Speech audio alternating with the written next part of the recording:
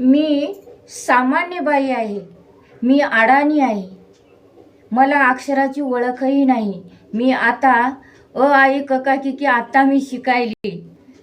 आणि मी अडाणी बाईने एक संशोधन लावलं की वैष्णवीवर तिच्या मोबाईलमध्ये चिटिंग सापडली म्हणून तिच्या चारित्र्यावर शितोडे उडवत आहेत. आणि हे शितोडे उडविण्याच्या अगोदर तुम्ही हगवणे कुटुंबानं काय करायला पाहिजेत होतं? तिच्या आई वडिलाला बोलवायला पाहिजेत होतं. तिच्या आई वडिलाकडले परखे 2 लोक बोलवायला पाहिजेत होते. आणि इकडले हगवणे कुटुंबाकडले परखे 2 लोक बोलवायला माणसं पाहिजेत होते.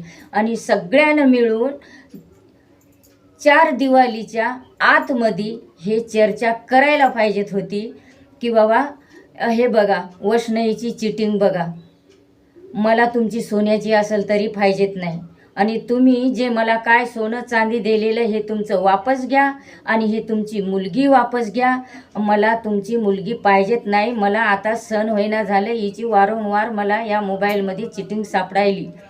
असं जर तुम्ही आणि अजितदादाचाही फोटो आहे, त्यालाही पण बोलवायला पाहिजेत होतं, त्यालाही सांगायला पाहिजेत होतं.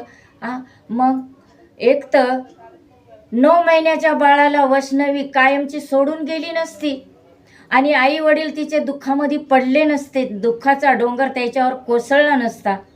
आणि हगवणे कुटुंबाचीही इज्जतीचा कचरा झाला नसता, इज्जतीचा पालापाचोळा झाला नसता, सर्व शाबूत राहिले असते. पण असं न करता तिचा मानसिक छळ केला, शारीरिक छळ केला.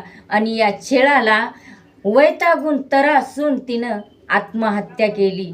हे सगळं महाराष्ट्री लोकाला दिसायलेलं आहे.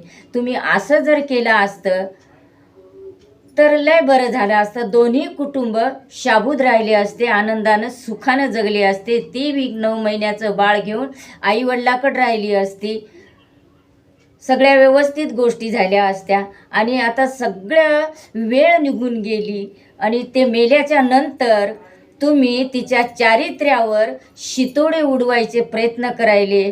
आता हे सगळं चुकीचं आहे, हे व्यर्थ आहे. तो जिवंत होती तेव्हाच तुम्ही तिची चिटिंग तिच्या समोर या माणसासमोर मांडायला पाहिजेत होती. तुम्ही असं नाही केलं. पण एवढे करून वकिलानं किती पैसे घेतले की केस लढायला माहीत नाही, पण वकीलसुद्धा तिच्या चारित्र्यावर शितोडे उडविण्याचे प्रयत्न करते.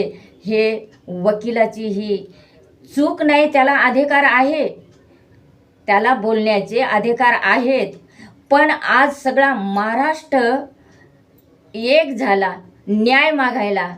आणि महिलांची ही मागणी आहे की कुणीही हगवणे